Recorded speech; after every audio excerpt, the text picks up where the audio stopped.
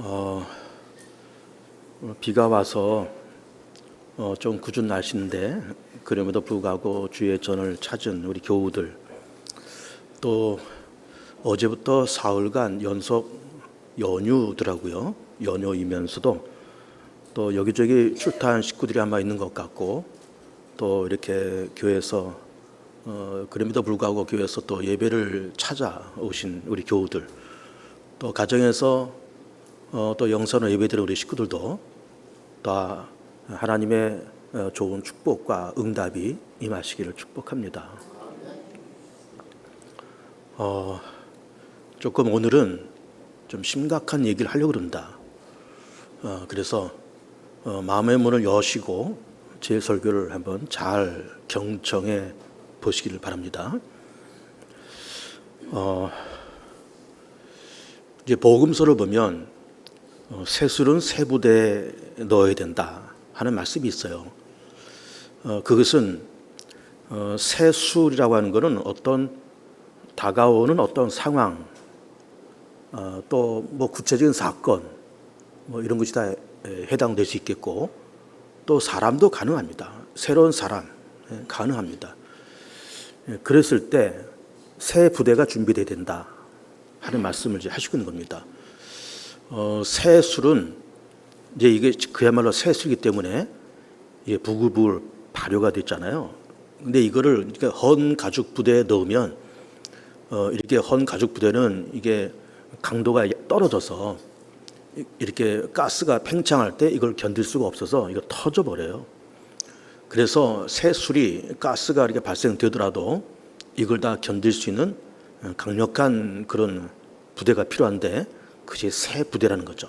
낡은 부대 안 된다는 것이고, 약한 부대 안 된다는 것이고, 강한 그런 부대를 잘 준비해서 새술을 담아서 이렇게 준비해야 된다.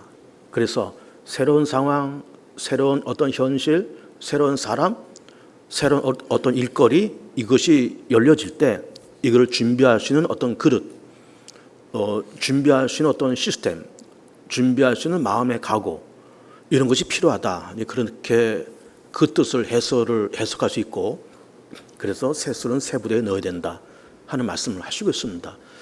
그것이 이제 성경에 나오는 그런 말씀이지만, 일반 사회에서도 또 시사적인 그런 것에서도 새술은 새 부대에 넣어야 된다라는 말이 아주 자주 인용이 되고 있죠. 굉장히 좋은 얘기인데, 이제 그런 말씀과 더불어서 오늘 에스겔서에서 말씀하는 새 영, 새 마음, 이런 것도 중심으로 해서 제가 설교를 좀 전개를 해 나가려고 그럽니다. 새술을 새 부대에 준비하지 못해서 어려움을 당하고 정말로 그 가죽 부대가 터져서 술이 다 흘러버리는 그런 낭패를 당한 사건이 우리나라 역사 속에 있었습니다. 그것이 어떤 역사인가 하면은, 조선의 역사를 잠깐 얘기를 해본다 그러면은, 조선이 건국된 거는 1300년 후반에 그렇게 조선이 개국이 됐어요. 태조 이성계를 중심으로 해서 개국이 됩니다. 그러면서 한 200년쯤 지나서 1500년 말경에 그 선조 왕 때 그 임진왜란이 일어났죠. 우리가 잘 아는 얘기잖아요. 임진왜란, 이순신 장군이 활약했던 그런 전쟁입니다. 왜군이 쳐들어와서 전쟁을 여러 해 동안 그렇게 했어요. 근데 왜군이 쳐들어오기 전에 우리 조선에서 그 일본으로 사신을 보냈습니다. 다른 목적으로 사신이 갔어요. 전쟁이 일어날 거냐 말 거냐 그걸 조사하러 간 것이 아니고, 다른 목적으로 사신들이 갔다가 그들이 돌아온 다음에 선조 왕이 물었습니다. 혹시 왜군들이 우리나라를 침략해 오지 않겠냐 이렇게 물어봤더니 반반이 나눠져서 절대로 쳐들어오지 않는다, 쳐들어올 이유도 없다, 이제 그렇게 말을 하는 사람도 있었고, 또 몇몇 부류의 사람들은 임금님, 아무래도 외나라가 지금 조짐이 좋지 않습니다. 우리나라가 이거를 잘 준비를 해야 될 것 같습니다 라고 그렇게 진상을 올린 그런 신앙도 있었다는 거죠. 근데 이제 왕이 이거 전쟁을 준비하려고 그러면은 군대도 만들어야 되고 돈도 많이 들고, 그러니까 귀찮아서 그렇게 전쟁이 일어날 것 같지 않다, 왜군들이 쳐들어올 것 같지 않다라는 그렇게 보고하는 사람들의 말을 들어버려요. 그래서 아무 준비를 하지 않습니다. 근데 웬걸 1500년 말에 왜군이 쳐들어와서 몇 차례에 걸쳐서 그 전쟁이 벌어졌어요. 왜군들이 쳐들어올 때 이 왜군들이 뭘 갖고 들어왔는가 하면 그 조총을 갖고 들어왔습니다. 총을 들고 들어왔어요. 그런데 우리나라는 조선 사회는 초원고사하고 군대조차 없었습니다. 여러분 이게 참 너무 참 한심한 얘기 아닙니까? 나라에 군대가 없다. 근데 어쨌든 그 임진왜란이 몇 년 동안 이렇게 진행됐잖아요. 진행되면서 어쨌든 싸우긴 싸우는데 그 싸운 사람들이 누가 싸우느냐? 군대가 싸운 것이 아니고 민병대가 싸웠어요. 그 민병대 그분들이 뭘 갖고 싸웠을까요? 낫과 곡괭이, 쇠스랑 이거 가지고 싸우는 거예요. 그리고 여인들은 행주치마 들고 그리고 싸운 겁니다. 일본 사람들은 조총을 가지고 들어왔어요. 포르투갈에서 수입한 조총. 조총 그런데 그 조총이 그 새 조자를 씁니다. 새 조자에다 총을 하는데 왜 새 조자를 쓰는가 하면은 날아가는 새도 쏴서 맞힐 수 있다. 그래가지고 조총 그렇게 얘기를 했어요.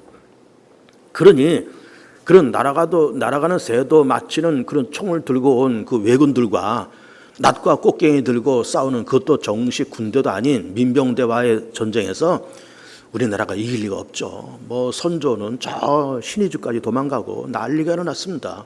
그렇게 몇 년 동안 고생을 했습니다. 왜 그랬을까요?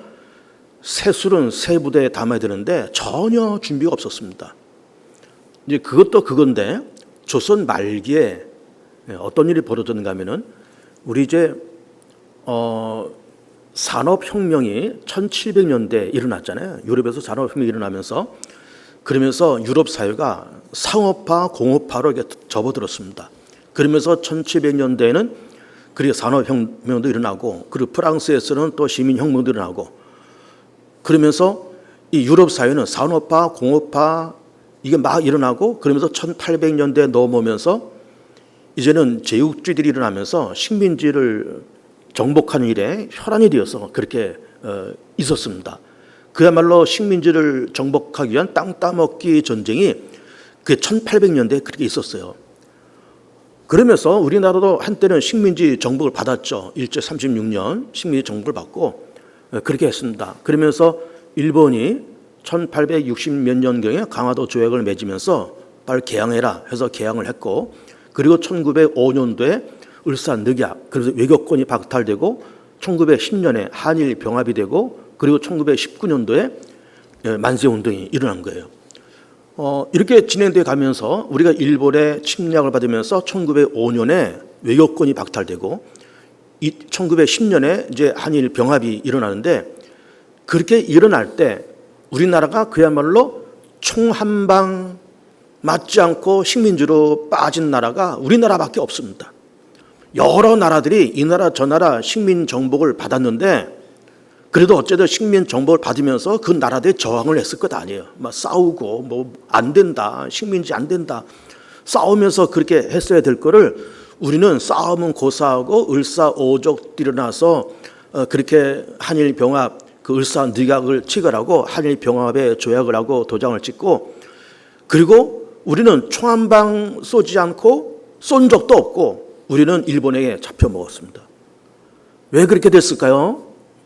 1700년대 산업혁명이 일어나고 1800년대 이렇게 제국주의 시대가 이렇게 지나가면서 외국에서는 막 군함을 만들고 대포를 만들고 그러면서 뭐 이게 산업화 공업화 막 나가고 그럴 때 우리나라는 그때 뭘 했는가?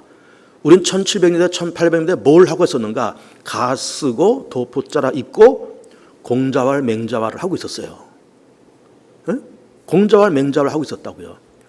조선 사회가 조선이 1300년 말경에 이제 세워질 때도 유교의 정신으로 세워진 나라가 조선입니다. 그런데 유교로 망한 나라가 조선이에요. 유교로 시작해서 유교로 망한 나라가 조선입니다.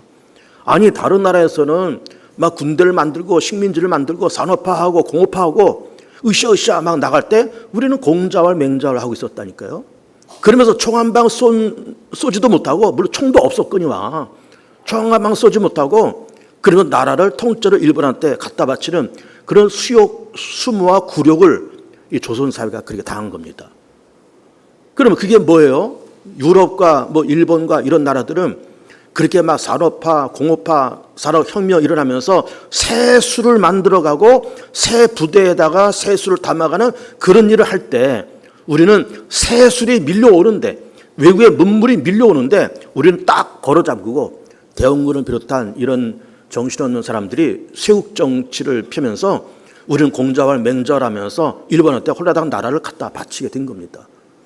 그러니까 전혀 물론 세술도 없었거니와 세술을 받아들일 마음도 없었거니와 새 부대를 준비할 마음도 없고 새 부대를 준비할 겨를도 없고 새 부대를 만들 어떤 사회적인 어떤 시스템이나 어떤 공감대도 없고 그러면서 홀라당 나라를 일본에게 빼앗긴 그런 아픔의 역사가 우리 가운데 있었던 겁니다.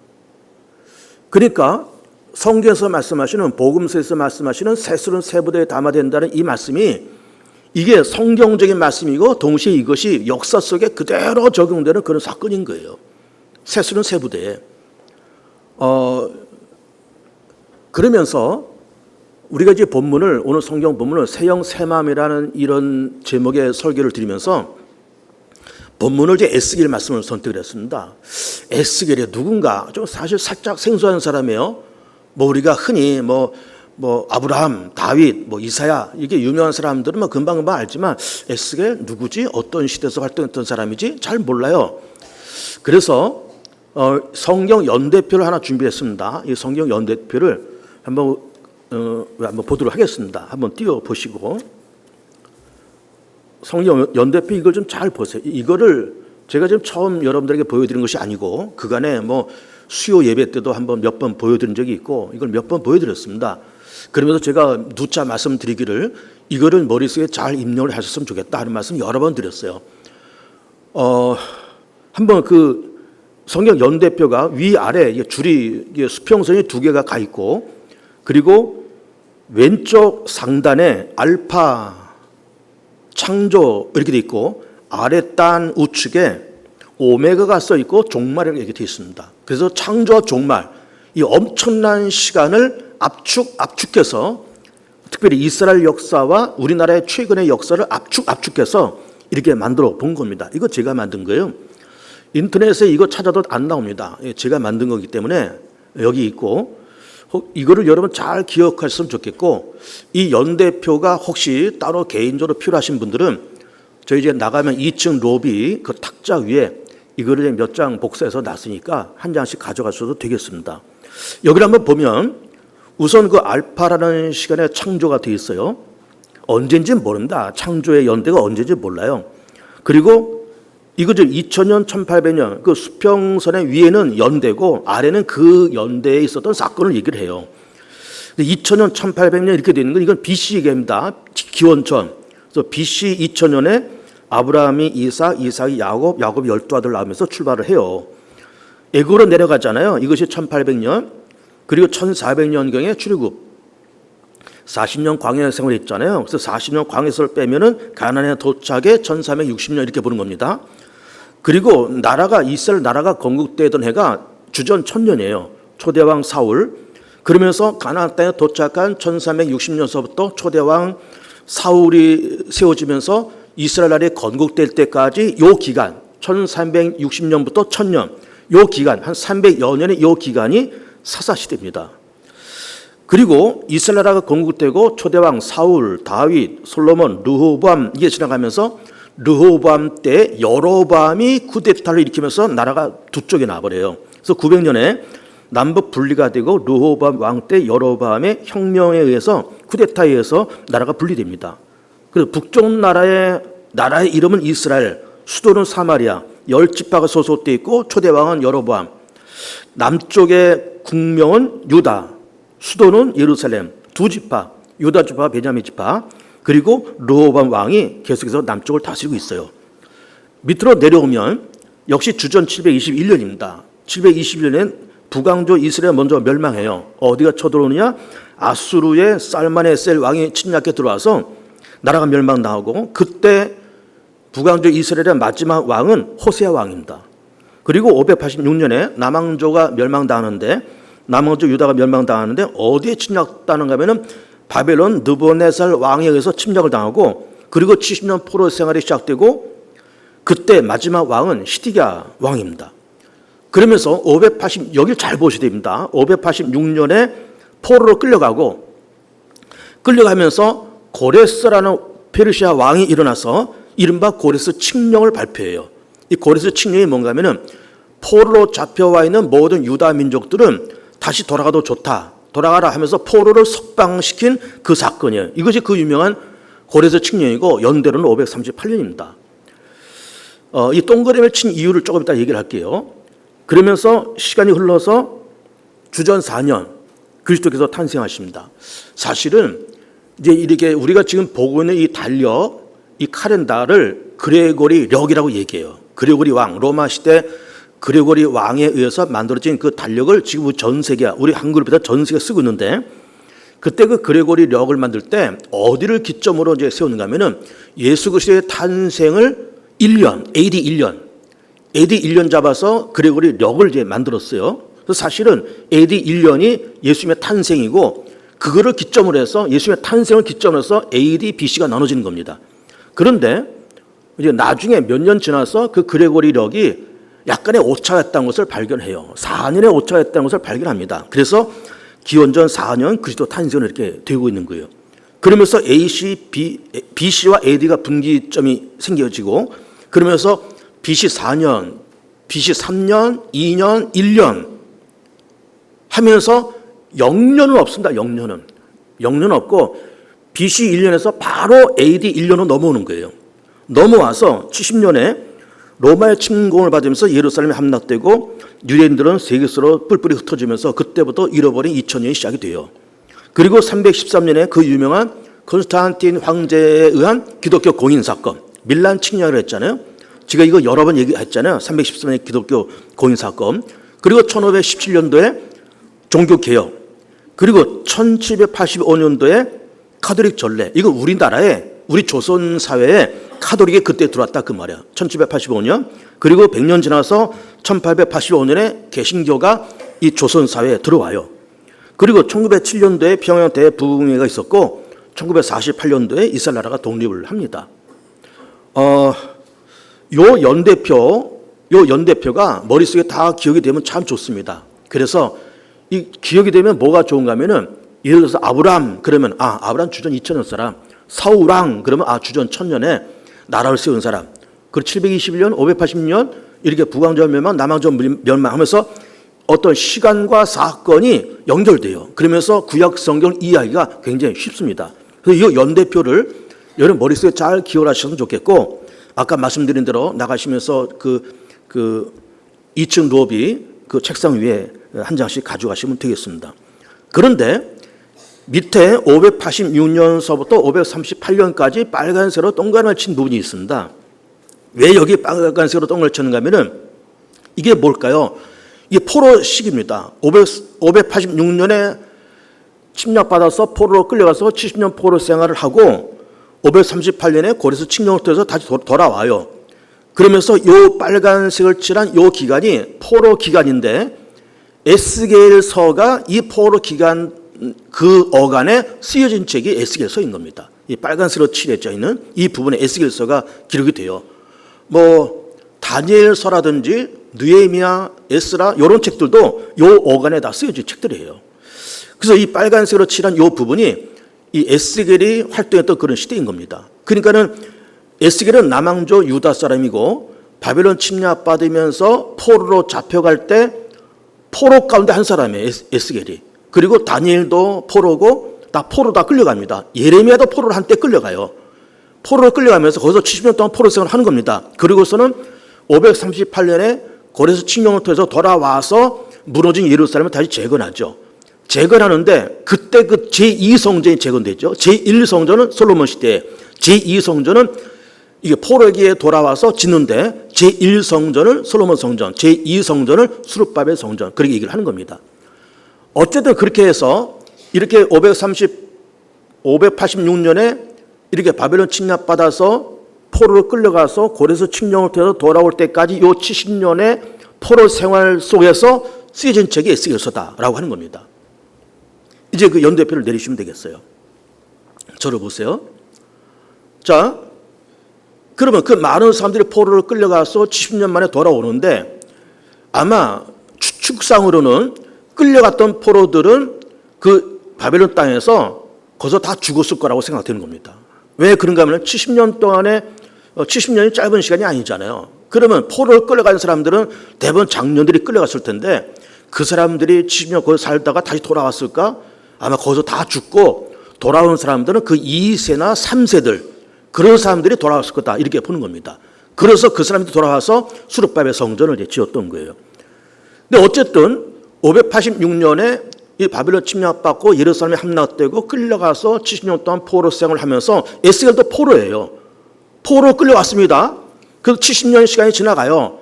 물론 다 끝나고 나서 70년 포로다 그렇게 얘기를 하지만은 끌려갈 때는 앞으로 우리가 70년 동안 포로 생활을 할지 700년 동안 포로 생활을 할지 누구도 몰라요. 장담은 못합니다. 그런데 그렇게 포로로 끌려가서 에스겔이 바벨론의 그발이라는 강이 있어요. 그발이라는 강에서 고향을 쳐다보는 겁니다. 예루살렘 고향을 쳐다보면서 그러면서 일단 예루살렘은 함락됐죠. 무너졌죠. 불탔죠. 그 포로로 끌려왔죠. 본인도 포로죠.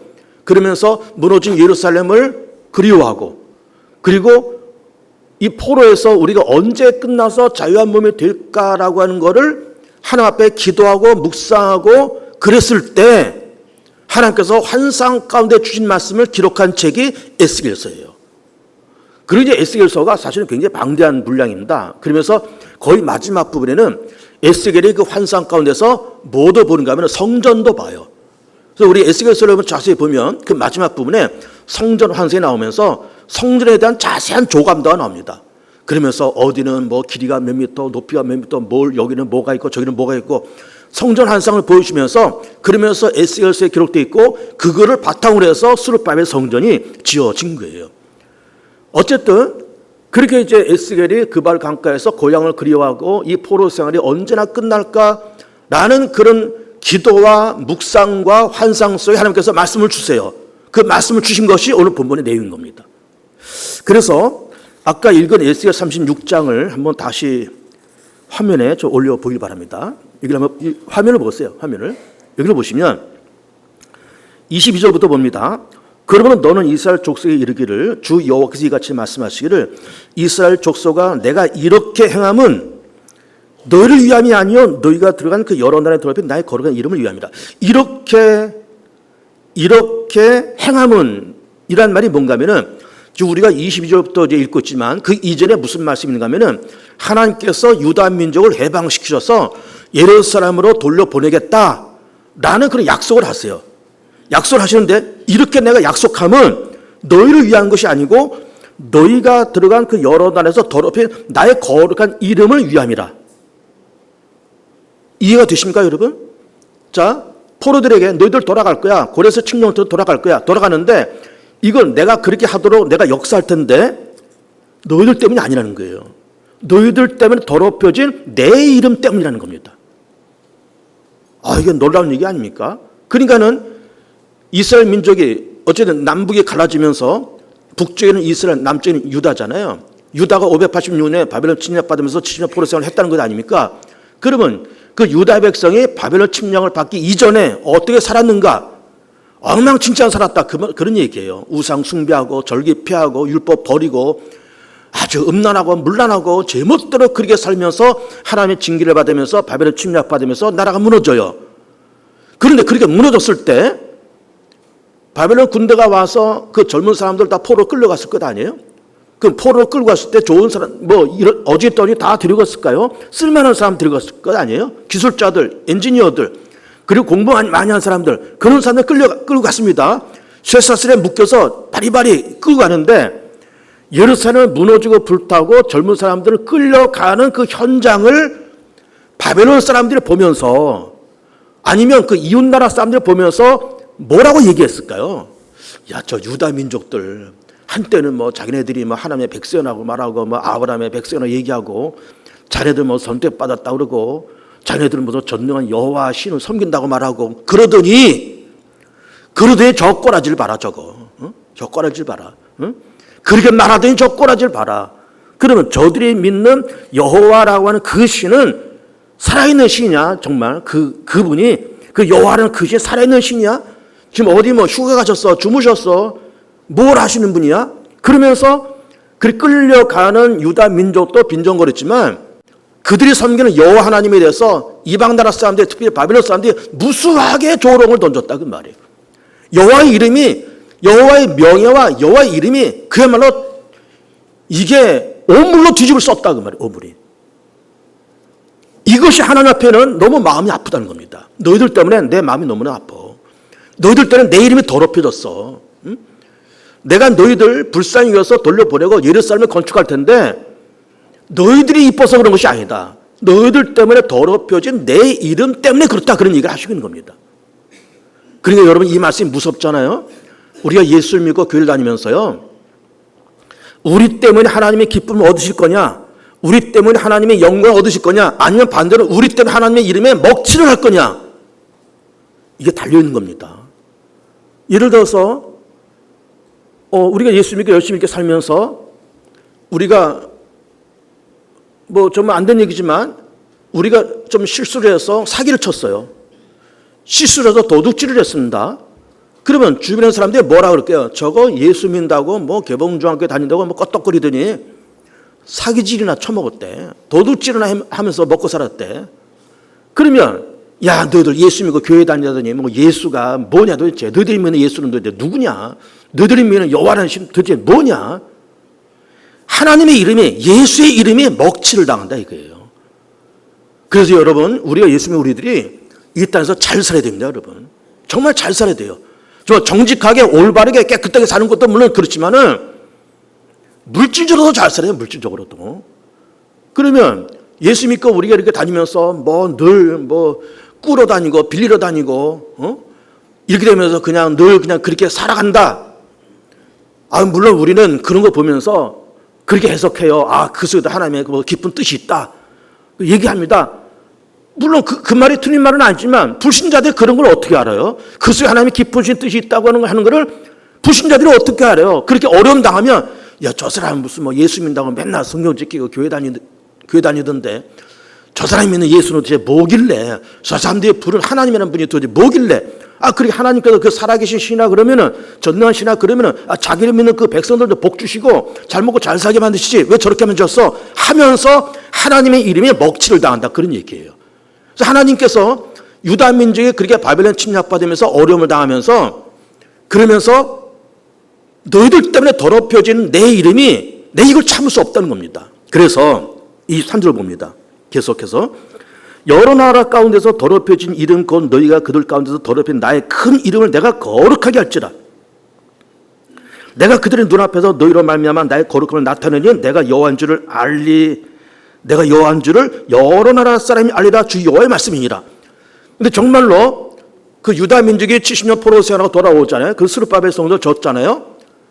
그러고 나서 바벨론을 비롯한 여러 주변 나라 사람들이 뭐라고 얘기했겠냐 그 말이에요. 포로로 끌려갈 때는 유다 사람들을 조소하고 멸시하고 그들이 믿는 하나님을 조소하고 멸시했지만 돌아와서 새로운 스룹바벨 성전이 지어진 다음에는 그 스룹바벨 성전이 지어진 다음에는 야 얼마 전 70년 전에 그렇게 하셨는데 그 여호와 하나님이 정말 살아계신 신인 거는 맞나 보다. 그분이 참 전능한 신인 것은 맞는가 보다 하면서 여호와의 이름에 영광을 얻었다 그 말이에요. 그런데 24절에 내가 너희를 여러 나라 가운데서 인도해내고 여러 민족 가운데서 모아들이고 고국 땅에 들어가서 여기서부터 잘 보세요. 25절에 맑은 물을 너희에게 뿌려서 너희로 정결하게 하되 뭘 뿌려요? 맑은 물. 그리고 너희 모든 더러운 것에서 모두 우상 숭배해서 너희를 정결하게 할 것이며 26절 또 새 영을 너희 속에 두고 새 마음을 너희에게 주되 뭘 준다고요? 새 영, 새 마음. 맑은 물, 새 영, 새 마음을 너희에게 주어서 너희 육신에서 굳은 마음을 째고 부드러운 마음을 줄 것이며 또 내 영을 성령을 우리 속에 두어 너로 내 윤례를 행하게 하리니 너희가 내 귀를 지켜 행할지라. 자, 뭘 준다 그랬어요? 맑은 물, 새 영, 새 마음, 내 영. 자, 이제 성경 말씀을 내리고 저를 보세요. 이제 자, 잘 들어보세요. 하나님께서 그렇게 하시겠다는 건 하나님의 더럽힌 이름을 회복시키기 위해서 그렇게 하시겠다는 겁니다. 그리고 내가 너희들을 새 맑은 물, 새 영, 새 마음, 내 영을 주겠다. 새 마음을 주겠다. 새 영을 주겠다. 이게 무슨 말일까요? 뭐 새 영이다, 새 마음이다라고 하는 거를 무슨 이렇게 신학적으로 뭐 이렇게 원문을 들춰가면서 해석할 수 있겠지만 쉽게 잘라서 말씀드리면은 새로운 정신, 새로운 각오, 새로운 삶의 가치를 주시겠다 그런 얘기예요. 새로운 정신. 옛날에는 제정신이 아닌 것처럼 살았습니다. 별짓을 다 하고 별 죄를 다 짓고 별 우상숭을 다 하면서 그렇게 살았는데 이제는 그렇게 하지 말아라. 이제는 새로운 가치를 가지고 살아라. 새로운 포도주가 만들어지는데 너희들 낡은 가죽 부대 옛날처럼 그렇게 살면 이거 터져 없어져. 그래서 새로운 가죽 부대가 필요해. 새 영, 새 마음 필요해. 그 말씀을 하시고 있는 겁니다. 그런데 그런 말씀을 새 영과 새 마음을 우리에게 주시겠다고 하는 것도 물론 좋은데 이 말씀을 가만히 보면은 무슨 말씀이 숨어 있을까요? 자, 내가 새 영과 새 마음을 줄 텐데 주는 것도 주는 거지만 너희들이 우선 제정신 차리고 살아라. 너희들이 먼저 옛날 방식으로 살지 말아라. 너희들이 먼저 새로운 정신을 갖고 살아라. 그 말이잖아요. 새로운 정신을 가지고 살아라. 새로운 마음가짐을 가지고 살아라. 그 얘기잖아요.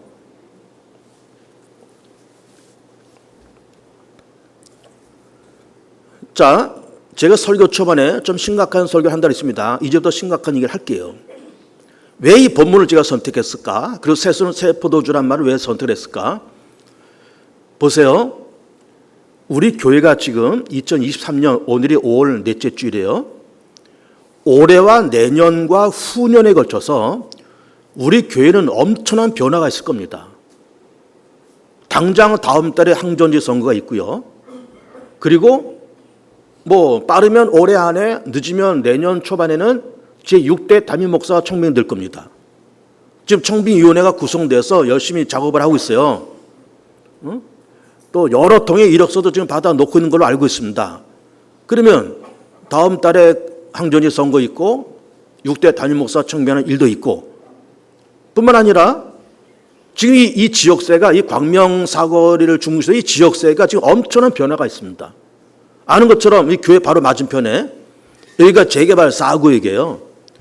지금 다 홀렸잖아요. 지금 아파트 지금 들어올 수 있잖아요. 그리고 지금 이 맞은편, 저 버스 다니는 길 맞은편, 그쪽도 지금 재개발 들어갔고, 그리고 크랑스 맞은편 재개발 들어갔고, 그리고 복지관 맞은편, 그것도 재개발 이미 들어갔고, 그래가지고 광명 사거리를 중심으로 해서 지금 천지개벽이 일어나고 있습니다. 이 지역이. 천지개벽이. 그러니 우리는 당장 담임 목사도 청빙해야 되고 또 항전지 선거도 해야 되고 당장 변화되는 이 상황에 새로운 포도주가 만들어지는 이런 마당에 우리가 새 가죽 부대가 필요하지 않냐라는 뜻으로 이런 제목의 설교를 하고 있는 겁니다. 새로운 가죽 부대가 필요하다. 자, 우선 당장 다음 달에 우리가 남자 장로 2, 여자 장로 2 그리고 안수집사 8, 권사 12명을 선출하는 공동회가 당장 다다음 주부터 시작이 돼요. 바라건대 한 명도 낙오 없이 장로 4명, 안수자 8명, 권사 12명이 다 되기를 바랍니다. 그리고 여러분도 그런 생각을 가지고 이 공동회에 동참을 해 주셔야 됩니다. 왜 그러냐? 그렇게 이제 6대 담임 목사가 오고 이렇게 이 지역세가 개발되고 변화가 오는데 우리가 이런 거를 준비하지 못하면 항정지도 세우고 좋은 목사님도 모시고 이런 그릇을 준비하지 못하면 변화되는 이런 새로운 포도주를 우리가 감당을 못해요. 옛날 구태스러운 사고방식을 가지고 구태스러운 우리의 교회 생활의 그런 모습을 가지고 새로운 세상, 새로운 물결을 우리가 받아들일 수 있겠어요? 못 받아들입니다. 우리가 준비를 해야 돼요. 새 영, 새 마음이 필요해요. 새로운 가죽 부대가 필요합니다. 그래서 다음 달에 있을 그 항전지 선거 그분들이 다 선출되길 바라고요. 여러분들 열린 마음을 가지고 이 일에 동참을 하셔야 됩니다. 그러면서 열심히 선거운동도 하세요. 이런 분들이 이번에 권사가 돼야 돼. 이런 분들이 이번에 집사가 돼야 돼. 여러분 권면도 하시고 선전도 하시고 소개도 하시고 다 하세요. 다 가한 일들입니다. 때로는 좀 답답한 분들은 이번에 나 권사 좀 시켜주세요. 이번에 나 집사 시켜주세요. 본인들이 운동하고 다니세요. 나 시켜주면 열심히 할게요. 나 안수집사 시키면 열심히 할게요. 본인들이 운동하는 것도 받아들일게요. 가다고 봅니다. 다 좋은데 이런 거는 하지 마십시오. 누구는 뽑지 말아라. 이러이러한 사람들 뽑지 말아라 하는 이런 네거티브 선거는 절대로 하지 마세요. 그런 저질스러운 일을 하지 마세요. 우리가 새로운 부대를 갖고 새로운 포도주를 담는 그런 자세로 나가야 좋은 사람을 뽑아서 교회가 든든하게 세워질 수 있지, 이런 공동회의를 앞두고 뭐 누구를 뽑지 마라 쑥덕쑥덕거리면서 그런 저질스러운 일을 하지 마세요. 우리 교회는 앞으로 그런 일은 이번 공동회의뿐만 아니고 앞으로도 그런 저질스러운 일을 절대로 하지 마세요. 그래서 열린 마음을 가지고 장로 집사 권사가 딱 세팅되어서 그 새로운 목사님 딱 모시고 리모델링 딱 끝내고 나는 떠나가고 그러면서 새로운 광명사월의 변화를 맞이할 수 있는 새로운 가죽 부대가 필요하다라고 하는 겁니다. 그럼과 동시에 담임 목사님이 이제 오실 거잖아요. 이제 6대 담임 목사가 오실 텐데 이제 뭐 빠르면 연말 아니면 내년 초에 오실 겁니다. 오셔서 목회를 하실 때 뭐 지원서도 상당히 많이 들어온 걸 알고 있습니다. 저도. 근데 보세요. 우리는 새로운 담임 목사를 청빙할 때 청빙위원뿐만 아니라 모든 교우들이 어떤 로망이 있는가 하면은 정말 좋은 목사님이 오기를 원해요. 날고 뛰는 목사님이 오기를 원합니다. 다들 그렇게 하고 있어요. 물론 나쁜 건 아니에요. 좋습니다. 그런데요, 제가 좀 실망스러운 얘기 좀 해볼까요? 그건 우리의 로망일 뿐이고요. 분명히 정말 분명히 99% 지극히 평범한 목사님이 오실 거예요. 지극히 평범한 목사님이. 왜 그러느냐? 저도 목사고 목사의 세계 내가 얼마나 잘합니까? 여러분, 날고 뛰는 목사님이 없는 건 아니에요. 그러나 굉장히 희박합니다. 100에 1명? 1000에 1명? 그러면 우리 교회에서 제6대 담임 목사님을 청빙할 때 뭐 청빙위원회에서 다 고르시겠지만 제가 예견하겠는데 그냥 평범한 분이 오실 거예요. 분명히. 그러면 평범한 목사님이 오셔서 또 평범하게 목회를 하실 겁니다. 아, 우리는 그냥 이 로망이 있어요. 막 이렇게 잘생기고 키 크고 뭐 스펙 좋고 뭐 스카이 대학 나오고 뭐 사람의 인간성도 좋고 뭐 비전이 있고 막 날고 뛰는 그런 목사님을 모시고 싶은 것이 로망이고 나쁜 생각은 아닌데 100에 하나 1000에 하나라니까요. 찾기 굉장히 어렵다니까요. 물론 그런 분이 딱 걸리면 정말 좋겠지만 99%는 평범한 목사님이 올 가능성이 많아요. 그러면 평범한 목사님이 제6대 담임 목사님 왔어요. 그러면 또 뒤에서 그냥 상투를 붙잡고 너는 왜 그렇게 평범하냐? 너는 왜 이렇게 날고 뛰질 못해? 너는 왜 이렇게 무능해? 하면서도 이것도 상투를 쥐고 흔드는 옛날 버릇을 더 이상 하지 마십시오. 그런 옛 모습과 옛 버르장머리를 가지고 또 한다 그러면은요, 우리 교회는 희망이 없습니다. 그냥 뭐 목사가 완벽한 사람이요? 완벽하지 못한 점이 있습니다. 좀 부족한 면도 있고, 때로 흠결사항도 있고 다 그럴 수 있어요. 그러면서 그 흠결사항을 가지고 또 좀 약점을 가지고 또 침소, 봉대 해가지고 막 담임 목사가 골탕을 먹이고 교회를 시끄럽게 만들고 찬송파, 반대파 만들어서 뭐 이렇게 그런 옛날 버릇 또 하면요, 우리에게 희망이 없습니다. 그런 저질스러운 짓은 하지 마세요. 그런 옛 모습의 그 모습은 하지 마시라고. 지금 SNS에서 무슨 말씀하고 있어요? 그렇게 하지 말라는 것 아니에요. 너희들이 586년에 바벨에 침략받을 때 했던 그런 짓거리, 우상 섬기고 음란하고 물란하고 그렇게 살던 짓을 이제 더 이상 하지 말라는 거잖아요. 새 형 새 마음을 가지라는 거잖아요. 새로운 각오를 가지라는 거잖아요. 우리가 이렇게 교회도 변화가 되고 지역사회가 변화되는데 옛 모습 그대로 그냥 목사 그냥 쥐고 흔들고 그냥 뭐 어떤 틈만 생기면 뭐 꽃팀 하나 생기면 그냥 교회를 어저께 만들고 목사 어저께 만드는 그런 옛날 버릇을 버려야지 우리가 새로운 교회가 되고 부흥 발전하는 교회가 되지. 그런 거 버리지 않고 옛 모습 그대로 있으면은 미안하지만 개봉운동에 희망이 없습니다. 이제 그런 짓들 하지 마세요. 이제 내가 과감하게 말해요. 그런 짓들을 하지 말라고. 그런 짓들을 상투 잡고 쥐고 흔들고 목사 쥐고 흔들고 뭐 조그만 흠 갖고 쥐고 흔들고 그런 짓들을 하지 마시라고. 이제 그런 것도 하면은 개봉조합 희망이 없습니다. 여러분, 평범한 목사가 올 거예요. 근데 그분을 날고 뛰는 목사로 여러분들이 만들어 주시면 됩니다. 그분이 목회하면서 1년, 2년, 5년, 10년 목회하면서 여러분들의 뜻을 모아주시고 기도하고 협력하고 목사님 편에 서고 자꾸 격려하고 그러면 평범한 목사님이 오시겠지만 그분이 1년, 2년, 3년, 5년, 10년 지나면서 그분이 날고 뛰는 목사가 되는 거예요. 5년, 10년 후에는 그분이 날고 뛰는 목사가 된다니까. 그러니까는 날고 뛰는 목사를 찾지 마시고 날고 뛰는 목사를 여러분이 만드시라고요.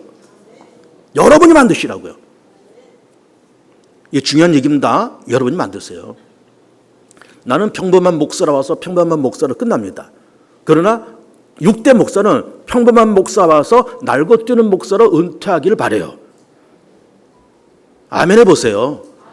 평범한 목사님이 오시겠지만 날고 뛰는 목사님으로 은퇴하게끔 그렇게 만드시라고요. 누가? 여러분들이. 그게 우리 개봉중학교가 살 길입니다. 이게 살 길이에요.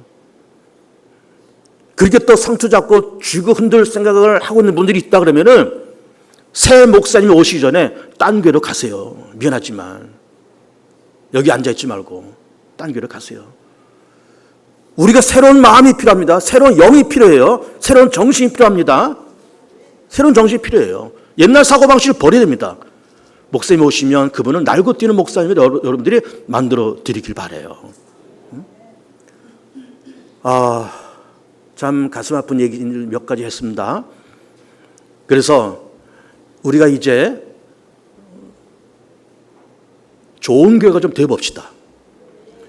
좋은 목사님을 만들어 드리고 좋은 교우들이 되길 바라요. 그리고 마지막 한 가지는 이제 지역세가 변화되면서 요저 4구역은 빠르면 내년 말, 늦으면 후년 초에 입주를 합니다. 2024년도 말에 입주 내지 그 다음. 그러면 이분들 입주할 그 시간이 길어봐야 1년 내지 1년 반이면 온다 이 말이에요. 그 전에 우리가 새로운 영을 가져야 돼요. 어떤 영을 가져야 될까요? 새 사람을 반갑게 맞이하고 그분들이 잘 정착하도록 마음 쓰고 배려하고 기도해주고 관심 갖고 그런 문화가 필요해요. 막 쌀쌀 맞아서 눈길도 한 번 안 주고 저것들이 어디서 왔어 저것들. 이런 사고방식이 있으면 교회 안 돼요. 교회 안 됩니다. 그냥 새로운 가족들을 끌어안고 정착시키고 사랑하고 관심 갖고 바나바 사역 열심히 해주고 구역에서 관리하고 남녀 성교에서 관리하고 그래서 열린 마음을 가져 그분들 영접해야지 쌀쌀 맞게 저것들 어디서 왔어 이러면은 그건 더 이상 교회가 아닙니다. 그런 거 버려야 돼요. 그런 옛날 버스 버려야 됩니다. 그래서 정말 이제 제가 떠나고 새로운 6대 목사님 오시고 지역이 딱 개발되고 리모델링 공사도 지금 열심히 하고 있잖아요. 여러분 리모델링 공사 얼마나 되면 한번 보세요. 지금 우리 집사님들 장로님들이 고생 많이 하고 있습니다. 이렇게 지금 하고 있습니다. 격려들 해주시고요. 이게 다 새로운 가족 부대를 만드는 일들입니다. 물론 마음 같아서는 막 교회를 새롭게 쫙 건축하고 싶어요. 진짜. 근데 그렇게 되지 않잖아요. 지금 상황이 그렇게 되지 않으니까 제가 그건 좀 답답한 건데 어쨌든 우리가 나름대로 있는 형편 안에서 새로운 가족 부대를 만들고 있는 겁니다. 그래서 이제 교육관도 리모델링 되고 목사도 참 좋은 분이 오시고 새로운 신자들에 대한 열린 마음을 갖고 그렇게 해서 개봉중학교가 쭉쭉쭉쭉 앞으로 나가고 부흥하고 성장하고 잘 되어가는 그런 축복이 우리 모두에게 있게 되기를 축복합니다. 우리 합시다.